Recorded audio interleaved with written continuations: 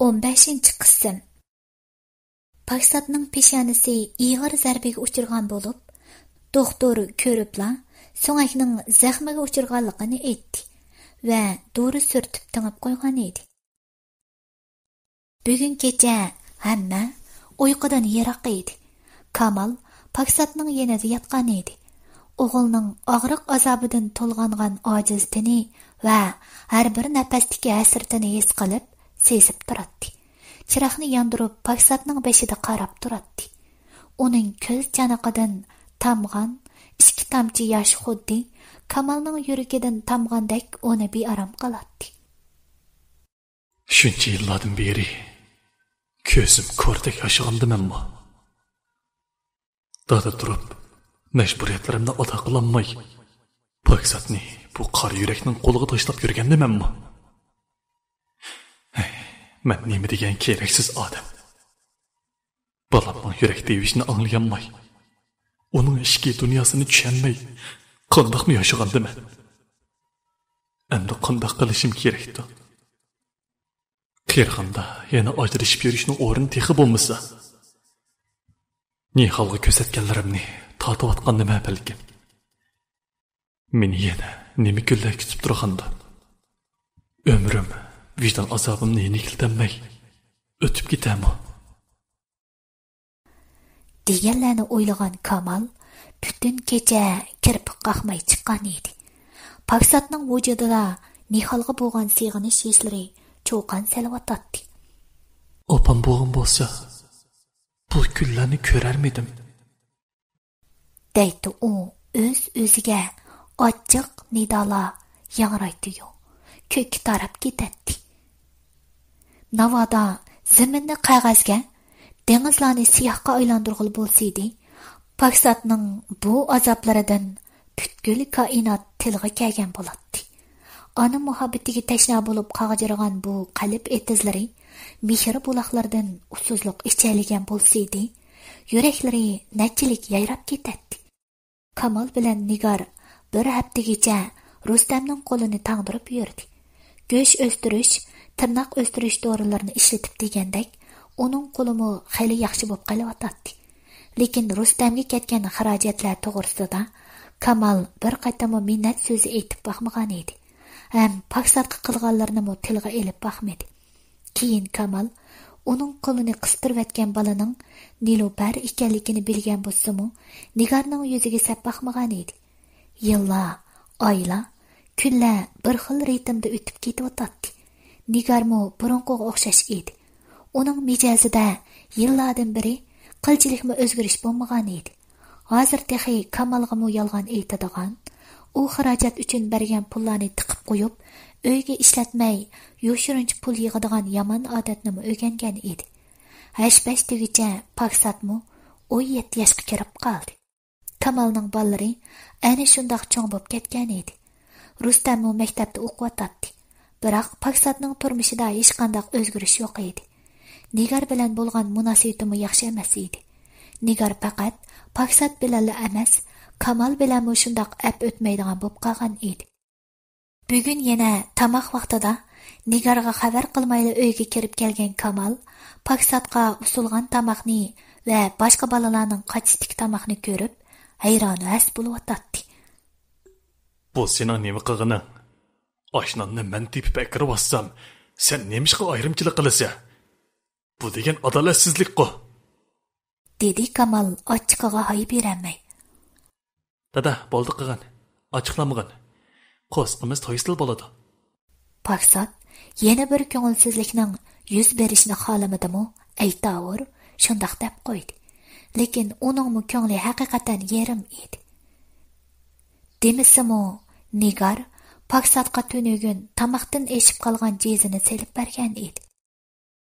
Qochidagi cho'plarning birda mich-mich, birda munak-chunak holati qarash qilib bilinib turadi. Go'shning uvuqimi ko'rinmaydi. Biroq Rustam va Feruzaning qochisi go'sh va ko'ktatga liq to'lgan edi. Tunugunki jezini sapadi. Qandoq? Bo'lmabdimi? Ko'ni jez deb yemay tashlab itam to'qansa. Nim bo'pti uni yeganga? Buzilib sesib qolgan cho'p bo'lmasa ya u. dedi Nigar xafa bo'lib. Masala cho'pda emas, hamma qochiga obdan qarab baq. Kamal o'rniga kelib o'tirdi. Tamoqdan keyin Nigar yana talatini sat qilib aytdi. Balalarning kiyim-kechaklar qolmabdi. Bugun bozorga chiqaman. Ayolining so'zidan keyin Kamal yanchiqadan 200 yuan pulni elib ustalga qo'ydi.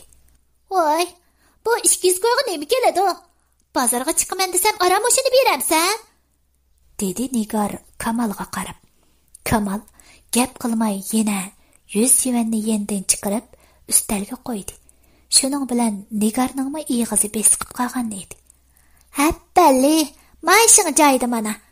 Nigar shundaq deb qo'yib, chaqqonlik bilan pulni oldi-da, qatlabla yanchiqaga soldi. Kamal uning bu qiliqlariga hayronlik nazari bilan qarab qo'yib do'konga ketib qoldi. Hozir do'konning savdosi ancha yaxshi emas edi. Burunqidek kirimmi bo'lmaydi. Topgan pul shundaq Nigarning usti beshdan oshmaydi. Pulni ozroq xajla Nigar. Balalar cho'ng bo'vatidi. O'qisa iqtisod ketadi. Kiyim-kechak deganni keyinchi kiyib olsangmi bo'ladi. Berini yuvib kiysangmi bo'ladi. Vaqt kelganda odamning jiniga asqatilg'ini yanili shu pul. Bu askilatlarni elib chiqib satsang, bir pungum olmaydi. Kamalning shu so'ziga qarta Nigar. Voy, o'qib olim bo'lib ketmaydigan bu balla. O'g'il bola degan hunar o'rganib olsa kunni guldek oladi. Qari ishlasimi, qandaqli bo'lmasin jenni baqalaydi. Qiz bolanimi erga tutqunsa g'ami tugaydi. Yoshliqim, pashaliqim debdikan. Ko'zimizning bardi shahar ko'rib, tishimizning bardi go'sht yeymiz. O'lib ketadigan 4 kunlik jahonda nima qilamiz pul yig'ib? Hayotning payzini surishni bilish kerak inson degan.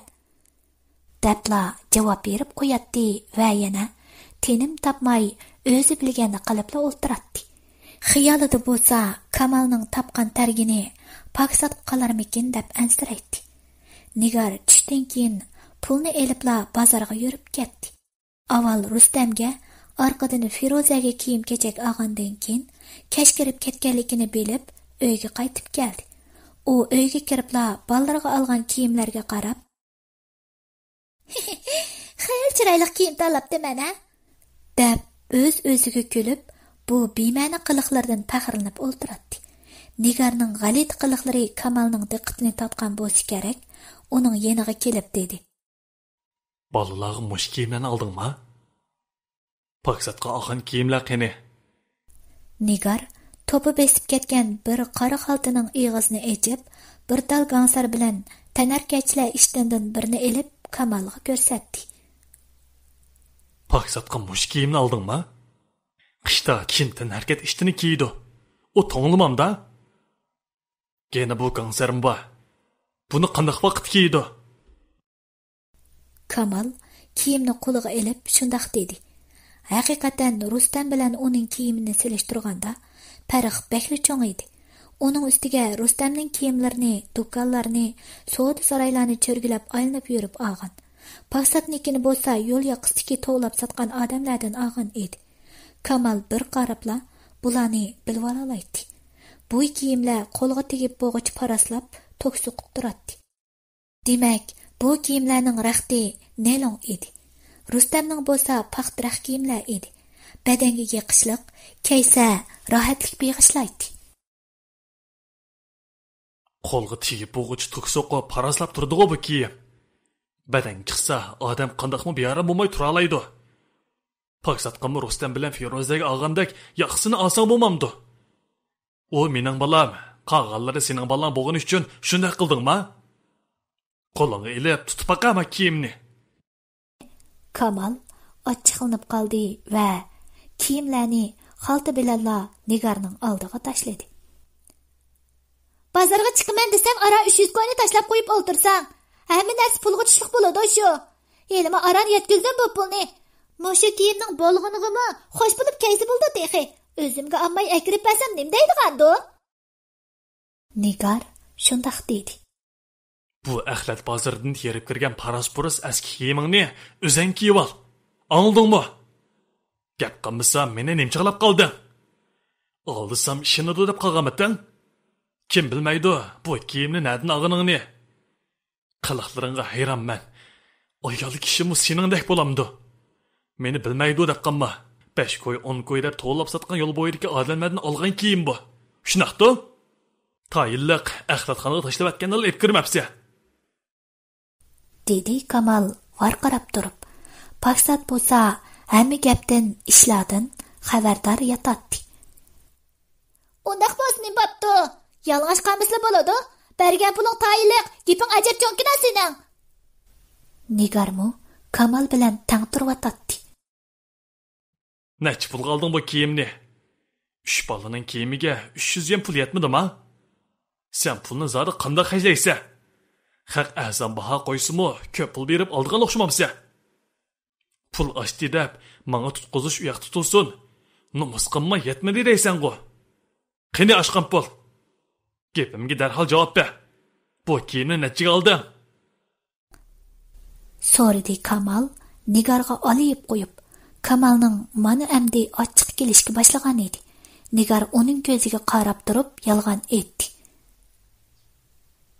Uchaylarning kiyimini 300 ko'yga oldim. Bir pul mashmidi. Ko'zimga qarab turib yolg'on aytishga qanday tiling berib atidi? Hey Nigar, meni buningga ishonadi demsan? Men senga shunday ahmoq ko'rinib otamdim. Mushu eski kiyim 100 yuanlik bo'ldimi? Hey, isset. Hilibika yolg'on aytgan zuvoningga. Seni bunda qibatgan zodi nima narsidir? Nigar Kamaldan ko'zlarini elib qochib boshqa tarafga qaradi va Voy, tazimi sarang nemikin bu? Nimandaq gap tushunmaysan?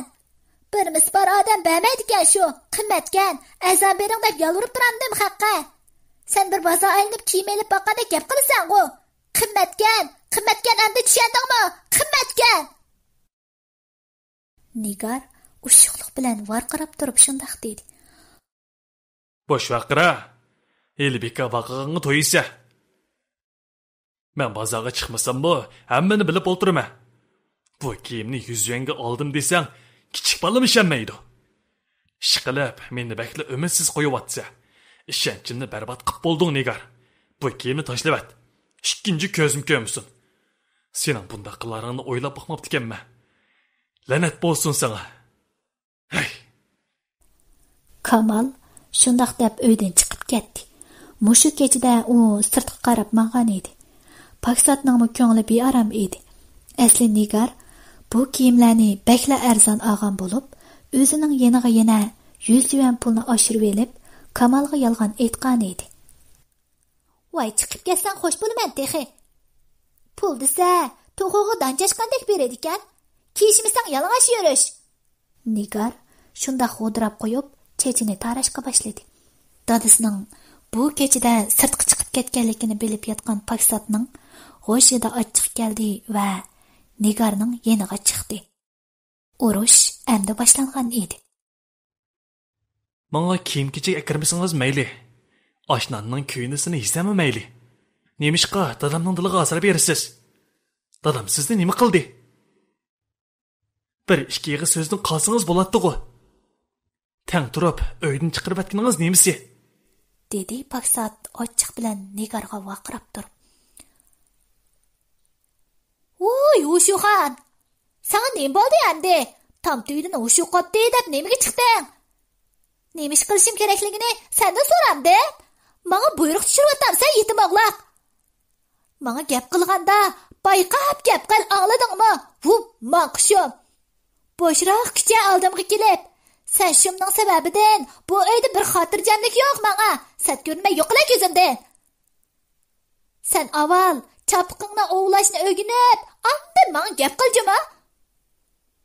dedi Nigar varqirab. U yomon sat so'zlar bilan Paksatga til tekkizib o'tdi. Paksat bo'lsa nima deyishni bilmay qolgan edi.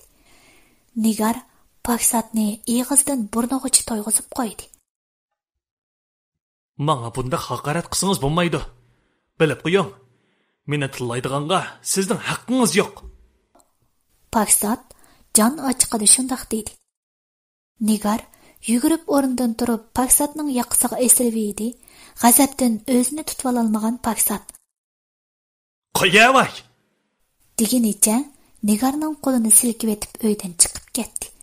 Nigarning qo'llari bo'shliqda laylab qolgan edi. "Xat, bugunning hisobini chuqum olaman", dedi Nigar tishini g'o'chirlatib. 16-qism.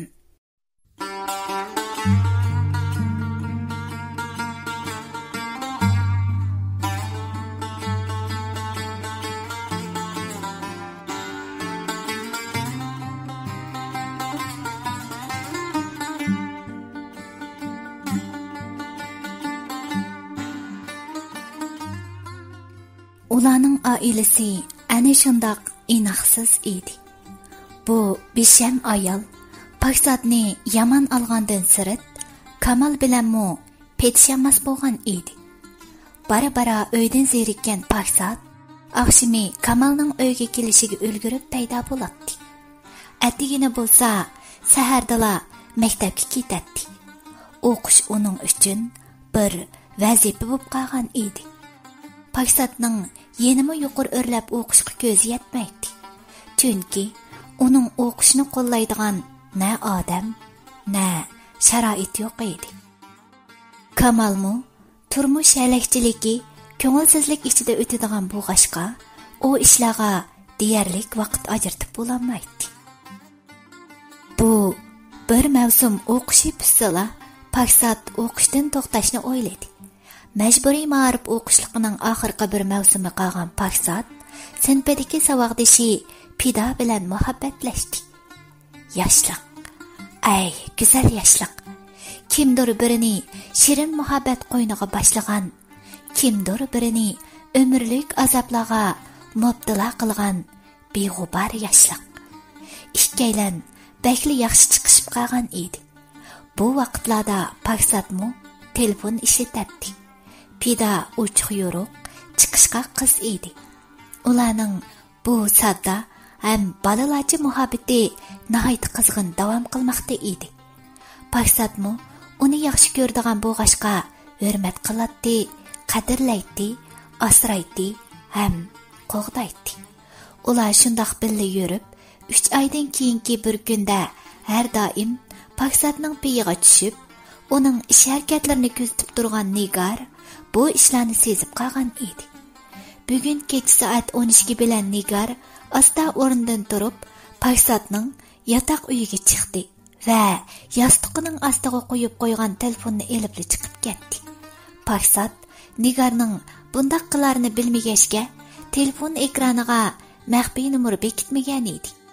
Paksatning bu bexastaligi Nigarga qulaylik yaratib berishdan boshqa ishga esqatmaydi. Nigar telefonni qo'liga elibla avval qisqa uchur xotirasiga, orqasidan telefon aloqa xotirasiga, eng oxirida undidor xotirasiga ko'z yugurdi. Qisqa uchurdan masla topolmagan Nigar undidorga qaradi.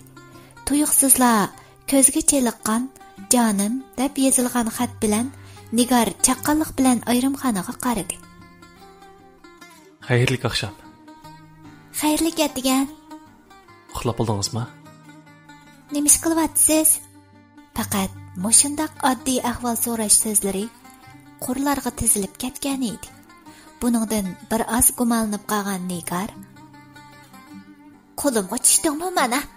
Endi ko'rasan qolganni." O'ziga shundaq deb qo'yib, Paksatning telefonlarini aqtirishga boshladi. Lekin shu bir necha tal xatdan boshqa hech qanday bir narsani topolmagan edi. "Bu kimdi? Paksat biraz bilan rostla muhabbatlashib yuratam degandi. Navoda shundoq bo'lgan bo'lsa, naqadar yaxshi bo'ladi, ha?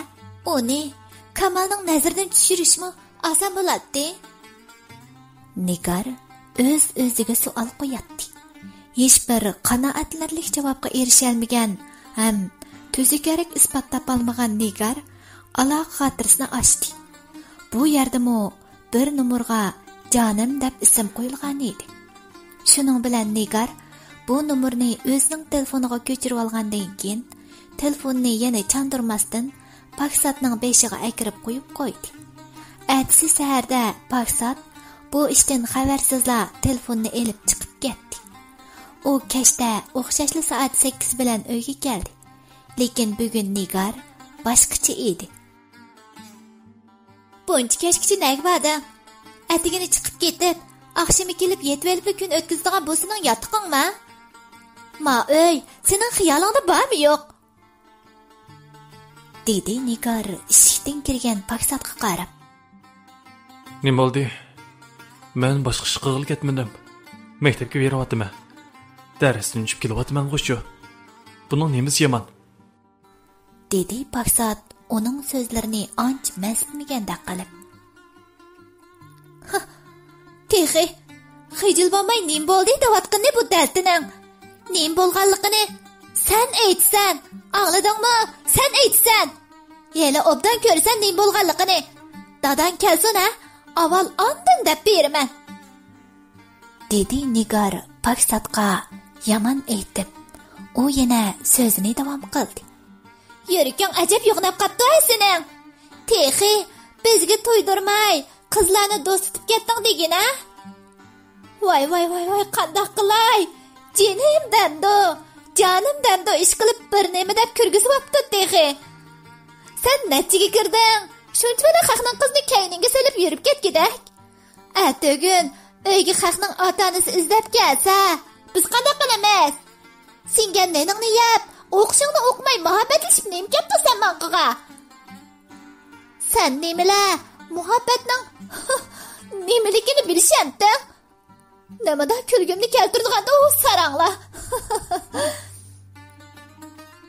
Nigar bir tarafdan Paksatni tillasa, bir tarafdan uni masxara qilib kulib ketadi. Paksat gap qilmadi va tazliq uyiga kirgan bo'lib, telefondagi tunugin oqsham Pida bilan qilishgan paranglarni yuyibdi. Jonim deb kirgizib olgan xatni chiqarib atgan edi. Paksat hech ish bo'lmagandek o'zini o'ngshib elib, mehmonxona uyga chiqdi. Yarim soatga qolmay Kamalmi kelgan edi. Kamalning eshikni chekishi bilan Nigarning og'zi ochilib ketdi. Eshikni bo'lsa Rustam ochgan edi. Sen zodi, gap anglamay o'tib ketsan shundaqmi? Bu sening nima qilganing deyman? Sen qizlarga nimacha amroq Paksat, azroq bo'lsimi, adam bo'lsang bo'lmamdi? Sen qaysi jur'ating bilan ularga yaqinlashsan? Muhabbatning nimaligini tushunamsan? Kichikina turib, nimacha sadqiliq bu? Nigar Kamalning kirishi bilan Paksatga shundaq dedi. Bu ishlarning hammini Nigar planlab qo'ygan edi. Yana nima ish bo'ldi, Paksat? Opang bir gaplarni qilyapti-ku. Bu zora qanday ish? Sen kimning qizini nima qilding, ha?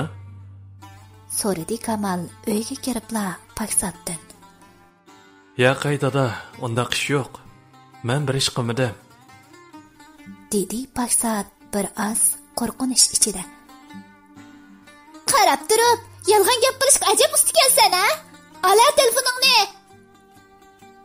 Dedi Nigar Paksatning telefonini ko'rsatib turib. Undidarni echib qarasang, hammani bilasan. Bu chiroyli kelishgan o'g'lingning nima ishlarni qilib, kimlar bilan yurayotganligini bilasan. Jenimish Texi. Nigar Paksatning telefonini Kamalga tangladi. Kamal uyan qarab, buyan qarab, hech bir narsani topolmay aytdi. Hech narsa yo'qkan-ku bu telefonda.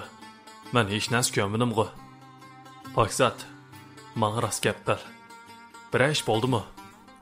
Paksat ig'iz echib gap qilib bo'g'icha Nigar yana so'zlashga boshladi. Yo'yetib bo'lgandi? Voy, yolg'onchi saxtipas. Voy, men hech qanday ish qilmadim. Meni nima ish qilib bunday deysiz? Ana bola ishkaylan gap talashyotdi. Ana bola ishkang, sodi mening beshimni saqlashmaysan-ku. Hey, bo'ldi bas. Jum ig'zingni. Ishikdan putumni ip kirib bo'g'icha, yana boshlashding urushni. Kamal shundaq deb varqirdi. Nigarmo qo'lida isbot bo'lmaganlik uchun yengilib qolgan edi. Kamalning so'zidan keyin u az to'liq g'o'dirab qo'yib o'rnidan turib ketdi. bu qatim o'qni nishonga tekkizolmaganligidan o'z-o'ziga achchig'i bor edi. Biroq atsi tushdan keyin Nigar bozor aralab etib maktabdan qaytayotganda Paksat bilan Pidani ko'rib qoldi. Bu manzara Nigarni bakli xush qilib edi. Shuning bilan Nigar aldirabla uyga qaytib keldi va yana bir urushni tayyorlab o'tirgan edi. Paksat bo'lsa Pidani uyga olib qo'ygandan keyin do'stlari bilan birga paranglashib Kamalning kelishini kutib o'tirgan edi. Lekin qandaqdir Paksat bugun uyga dadasidan keyin kirib qoldi. U uyga kirgan vaqtda hammaylar tamoq yeb o'tirgan edi. "Ohoy, Paksat, buncha kechda nadan kelishing? Maktabda mushu kechagacha dars o'qimagansilar? Yoki o qizvalni uyiga olib uxiltib qo'yib keldingmi? Bo'lg'iz qiynapang yaxshi turibdimi?" Paksat eshikdan kira-kirmasdan Nigar shundoq lavzi gaplarni qilyotdi. "Sen nima deyapsan, Nigar? Gaplaringga diqqat qil. Nim qizval ekan u?" dedi Kamal sal ajablanib. "Men sening dardingdan nomusga chidamay, o'lib oldigan o'xshayman, Paksat. Meni o'ylamasanmi? Dadangni bo'lsam o'ylasang bo'lmamdi. O'gay bo'lsam opang bo'lganga to'yg'izmagan meni. Sen Parvona bo'lgan u paskinning opsi bugun menga telefon uribdi. Shunchalik ig'ir gaplarni qilyapti. Men bo'lib ketganimni bir o'zim bilaman.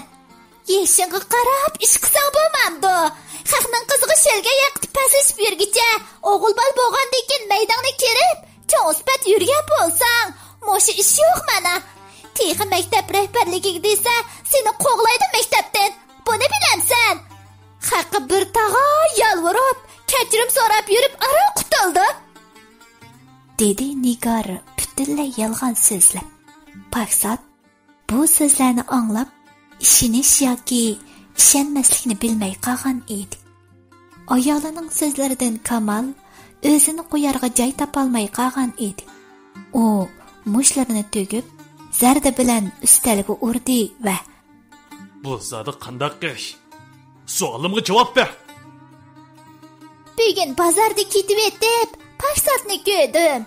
Yanada bir qizvali bilan qo'ltiqlashib ketib etibdi-kan. Shunchalik hayron qolibman. Buningmi tinib olamsan, Paksat? O'g'il bola bo'lsang, rost ketib baqqa. O'g'il bola bo'lsang, rost bir gaqib baqqina. O qizvalning yenidikisan, shundaqmi?" so'radi Nigar Paksatning ko'zlariga tikilib. Bu yolg'on ishlarni tushungan Kamal o'rnidan turib Paksatning yeniga keldi va so'radi. "Opamning deganlari rostmi?" "O qizval bilan yugunim rost, lekin..." Paksat yerga qarab xijolat ilkida shundoq dedi. Kamalning bakla ochiq kelgan bo'lib, Paksatning qochidig'i birini urdi. "Nomus qilmay shundoq deysan-ku. O qizvali bilan nima ishing bor? Xalqning qizini so'rab yurib, ish topay demsin menga? Ishingga tushdi qish qilsang bo'lmamdi. Sening bu qilayotganing muhabbat emas, balki axloqsizlik, hayosizlik. Shuni bilamsan? Bu ishlarning oxiriga sen ega bo'la olamsan? Mas'uliyatning nimaligini tushunamsan, Paksat? Bu sen o'ylagandek undaq oson ish emas. O'g'in qizi bor odamning gapi chiqib, ish oldimizga kelsa qanday qilamiz?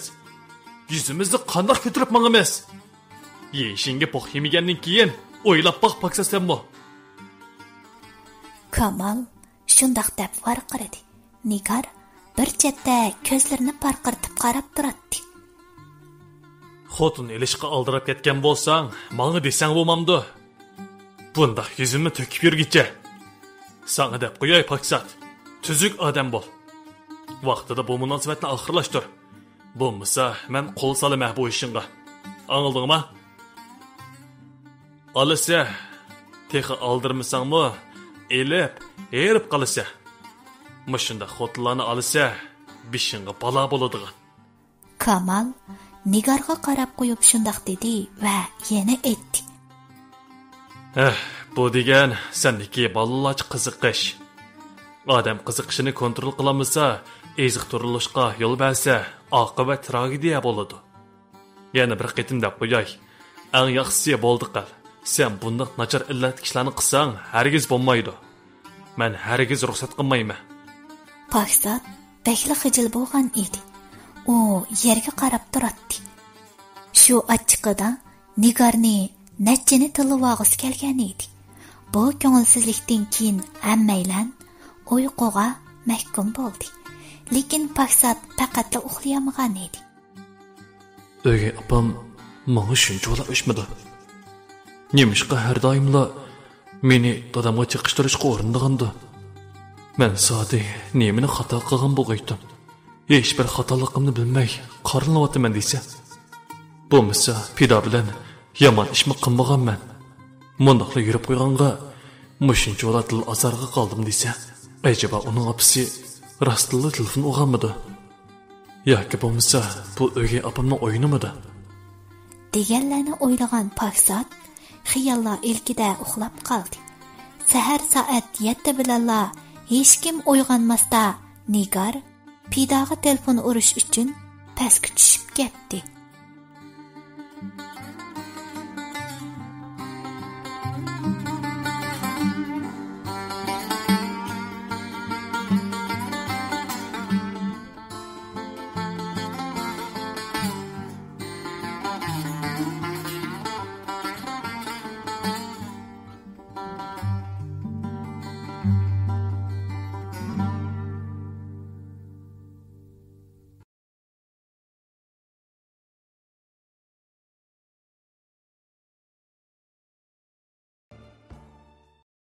O 7-qism.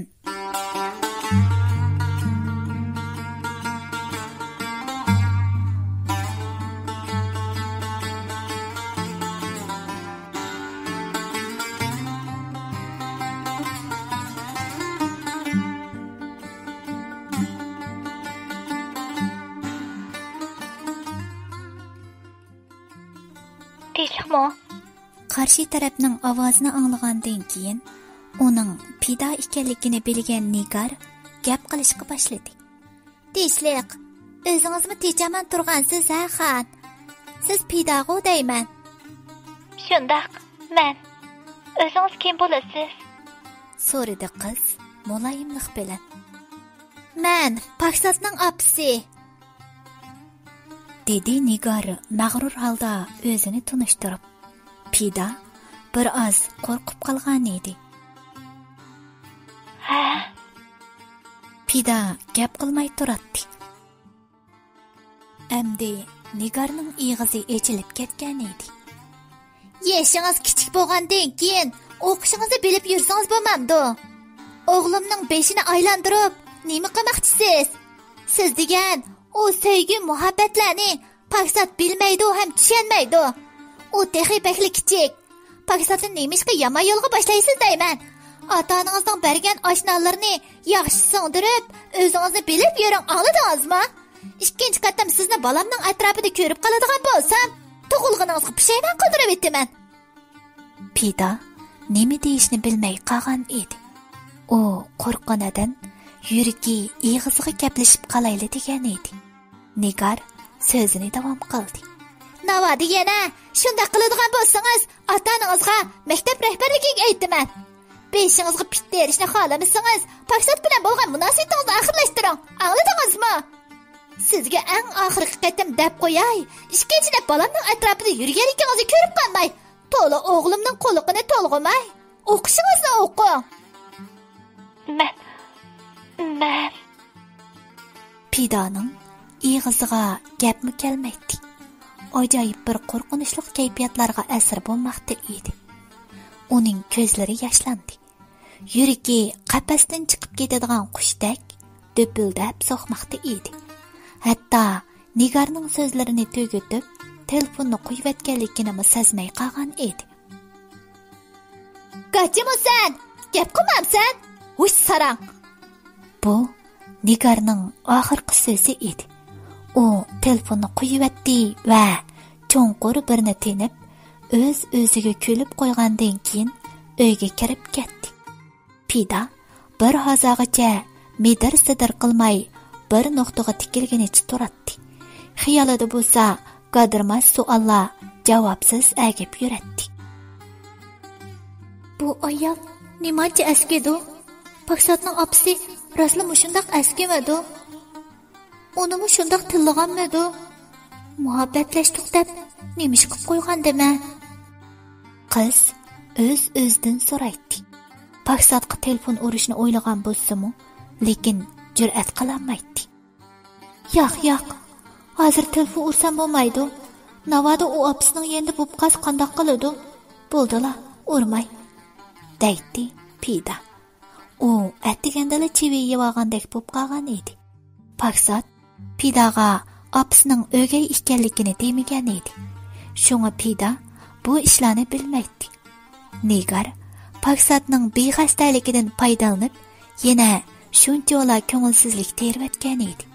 Biroq uning ko'ngli bo'lsa, Paksatni tayoqqa qo'yganidan va bu muhabbatni oxirlashtirganidan olamcha xushallikqa to'lgan edi.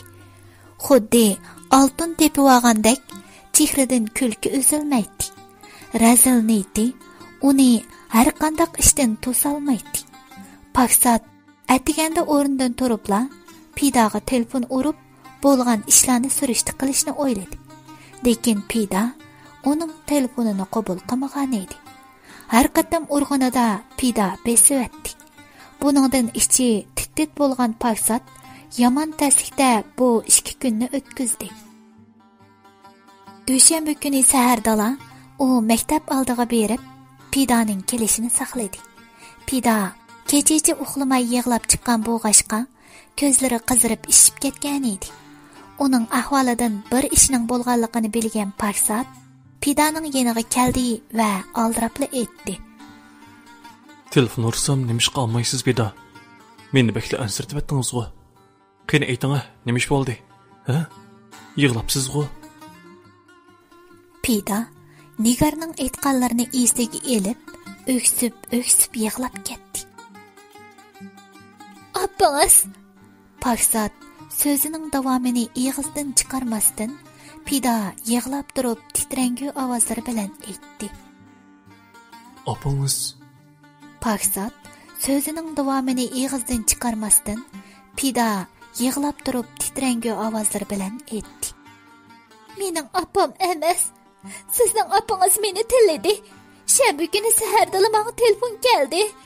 Telefonni olsam opangizga meni tilladi. Sizning beshingizni aylantiribdiman. Sizni ozdiribdiman. Siz o'ylagan muhabbatni Paksat tushunmaydi degandek gaplarni qildi. Bu muhabbatni oxirlashtirishimni bo'lmasa maktab rahbarligiga aytadiganligini dedi. Yana ota-onamga mo deydi-ki. Qiz titrab turadi. Paksatning bakla ochiq kelgan edi. Bunda qishdan mening xabarim yo'q-ku. Sizga telefon o'g'anligini men bilmabdimi? Dedi Paksat xijolat elkida qizirib turib. Dal shu vaqtda u Nigarning o'zining telefonini aqtirganligini jazm qilgan edi. Pida telefonni chiqardi va "Mushu nomerdan uribdi" degenicha nomerni Paksatga ko'rsatdi. Aslida ish bundoq ekanda. Meni dadamning nazaridan tushirish uchun bu o'yinni o'ynatgansan-da ilgari xotin. Paksat ichida shularni o'ylagandan keyin aytdi. Meni kechiring Pida. Asli bu ishlarni burunli sizga deyishim kerakdi. Lekin men opamning buncha vola qilishini o'ylamoqdaman. Sizga desam, opam menga o'zi emas. Shuni meni ko'ramaydi. Xush bo'lsam hasad qildi. Har doim bir xatoligimni tepib, dadamga chiqishtirib olsa, xush bo'ladi. Dedi Paksat Pidadan apu so'rab. Menga bu gaplarni endi devatamsiz? Necha vaqtdan nemishqa demadingiz? Boldiroq degan bo'lsangiz, siz bilan birga yurmaydim emasmi? Necha vaqtdan menga mushu kunlarni ko'zitish uchun orqangizga selib yurganmidingiz? Menga nemishqa rost gap qilmaysiz, Paksat? Dedi Pida ochiqlab turib. Men sizga qandoq deyman? Men uning bunday qilishini nerdan bilay? Dedi Paksatmo Pidaning baldıroq degan bo'lsangiz, siz bilan yurmaydim emasmi degan so'ziga norozi bo'lgan qiyofatda. Yana xijil bo'lmay qandoq deyman deysiz-ku? Tushundirib demamsiz? Ayting-a. Qani amdi qandoq qilmoqchisiz? Opangizning ota-onamga aytishini, meni til ahonatga qo'yishini orqadan maktab rahbarligining o'qib menga jazo berishini saqlayaptamsiz? Siz-ku ya o'qiysiz ya o'qimaysiz. Shunga mening nima bo'lishim xiyolingizga kirib chiqmaydi. Yana kelib siz baribir men bilan to'y qilmaydigan tursangiz, vaqti kelganda ota-onangiz topgan odam bilan to'y qilasiz shundaqmi? Shunga bu ishlarga ancha parvo qilmaysiz. Bilamsiz Paksat, bu yerda yuz obro'y masalasi bor. Opangiz sababli mening yuzimga dog' tegadigan bo'lsa, sizni hargizmi kechirmayman. Dedi Pida. U qushqashdek Paksatning beshiga so'zlarni yaqtirib o'tgan edi. O'zingizni besib bilan. Men unda qilmayman. Bo'lgan ishni qaytarib olib bo'lmaydi. Baribir o'tib ketdi. Amal yo'q. Bundan keyin qanday qilish hammadan muhim. Keyin ishlarni o'ylang. Dedi Paksat uningga ma'nilik birni qarab qo'yib. Buningdan keyin bo'ladigan ishni men sizga aytib beray. Men endi siz bilan muhabbatlashib yurmayman. Nom shuhratimni, obro'yimni yo'qotmayman. O ayol nimali degan bilan sizga o'gay, sizning xo'shalligingizni yo'qotish uchun menga ham ziyon yetkazishi mumkin. Qarab turibla bu oyiq chiqmas bolalarcha muhabbat bilan kelgusimni nobud qilmayman. Deganlarimga cho'qim ishining Paksat. Opangiz o'zining manfaati uchun hammani qiladi. Chunki u sizga o'zi emas. Bo'ldi, ikkimizning ishi mushu yerda oxirlashsin. Dedi Pida qat'iy iroda bilan yoshlarni surtib etdi. Bu sizning nima deganingiz? Qani sizning va'dangiz? Men bu muhabbatingiz shunchalikmi? Meni nima ko'rib qoldingiz siz? Paksatning u so'zlarini anglab ochiq kelgan edi. U so'zini davom qildi. Bundaqmi deb ketmang. Siz meni texnik tushunmagan o'xshaysiz. O'zim yomon kunda qolsammi, sizni qo'llaydigan, asraydigan vijdon menda botdi. Lekin siz kichikina qiyinchilikqa bardoshlab beramidingiz. Bo'pti. Baxtli bo'ling Pida. Xayr. O'gay onadan yaxshilik kelamdi. Biz yurib bir yil bo'la bo'lmay bundaq gaplarni anglag'al tursam, to'y qiladigan vaqt nemishlarni ko'raman. Bo'ldi-la. Eng yaxshisi o'z yo'limga mangay. Beshimni saqlay. Deganlarni o'ylagan Pida shundaq tezla bu muhabbatdan voz kechgan edi. Demisimi bundaq o'yin kabi o'rnatilgan muhabbatning vaqtliq bo'lishi turg'anli gap edi. Paksat Pidadan ayrilib bir necha kungacha kayfiyati turaqsiz bo'lib qolganini hisob qilmaganda, ko'ngli ancha yerimi bo'lib ketmagan edi. Chunki Pidaning so'zlaridilla uning o'ziga mos kelmaydiganligini tushunib bo'lgan edi. Shu sababdan bo'lsa kerak, Pidaga ham ochiqi bor edi. Uning har bir so'zi Paksatga qattiq ta'sir qilgan edi. Shunday qilib, ular ayrilib ketdi. Demak, bu ko'ngilsizlikka Paksatning xalqning oldida shunday kamsitilishga uchrashiga va yerga qarab qolishiga, til qisinchiligiga qilishga Nigar sababchi edi. Aradan yana necha oy vaqt o'tib, Paksat to'liqsiz maktab o'qishini tamomlaydi. Xuddi hamma ishlar uni kutib turgandek, u maktabdan ayrilishga sanoqli vaqt qolgandila Nigarning salomatligida yana o'zgarish bo'lishga boshladi. Ayni yilri Firozani yangigan vaqtda davolatgan ko'ksining og'riqi qo'zg'alib qolgan bo'lib, bir necha kungacha issiq lungida surtib uxlab bergan bo'lsa-mu, biroq hech qanday foydasi bo'lmagan Nigar ko'ksining og'riqiga chidamay yana doktorxonaga berishga majbur bo'ldi. Biroq doktorning diagnozi bakla echinishlik bo'lib, odamni cho'chitadi. Ko'ksingizda o'sim bor ekan, biroq yomon sifatli o'sma yoki odatdagi o'smalikni bilamadik. Lekin operatsiya qildirmasangiz, butun badaningizga tarab ketsa, hayotingizga xavf olib kelishi mumkin. Dedi mudir viraj doktor Nigarga tushundirib. Bu sözdən onun көңлі толымы yerim buluvatatti. Mən texi yaş dursam, 40 yaşqa mı kirməsdən, bundaqla ölüb ketsem qandaq boladı? Ballarım qandaq qaladı? Deganlarni o'ylagan Nigar doktorning taklifini qabul qilishga majbur edi. Ma'qul, bo'ladi. Davoltishib qo'shilaman, dedi Nigar töven ovozda yoshlarini surtib o'tirib. Nigar bir dastlab, ikki dastlab doktorxonadan yenib chiqdi va ig'ir qadamlarini taslikda yo'tkab uyga qaytib keldi. Uyda hech kimning yo'qligini bilgan Nigar yotoq uyga kirib olib, bir hazog'icha o'ngrab yig'lab ketdi. Men bu shundoqla o'lib ketarmanmi? Navotir astala o'lib ketsam, bolalarım qandoq qiladi? Ularning istiqboli qandoq bo'ladi? Kimlarning qo'lida qandoq cho'ng bo'ladi? Yo'q, men o'lib ketsam hargiz bo'lmaydi. Cho'qim davolanib saqishim kerak. Bolalarım uchun bo'lsinmi? Yashashim kerak. Nigarning bu azobli yoshlari uy ichini bir olgan edi. Uning oshxona uyga chiqib tamoq atgidek madorimi yo'q edi. Nigar shu yig'lab yotgancha toki Paksat uyga kelib tamoq atganga qadar o'rnidan turmadi. Qo'rumining dimoqni yarg'idek mazlik yedi bilan u asta ko'zini dasturxonga tikib o'ltirdi. Paksat o'gir atgan bo'lib, bir qacha o'girni Nigarning oldiga elib kelishi bilan u qusur izlashga boshladi. Nigar cho'ki bilan qachadagi tamoqni uyan-buyan ilashtirgandan keyin aytdi.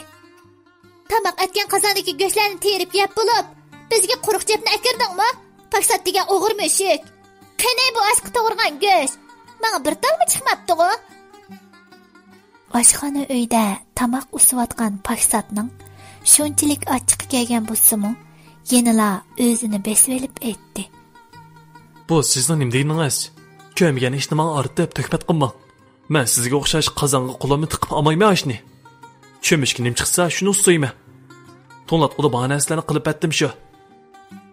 Men shundoq og'riq yasam, kechiring demakdi yo'q. Menga yenyapsan-ku u yalan tush.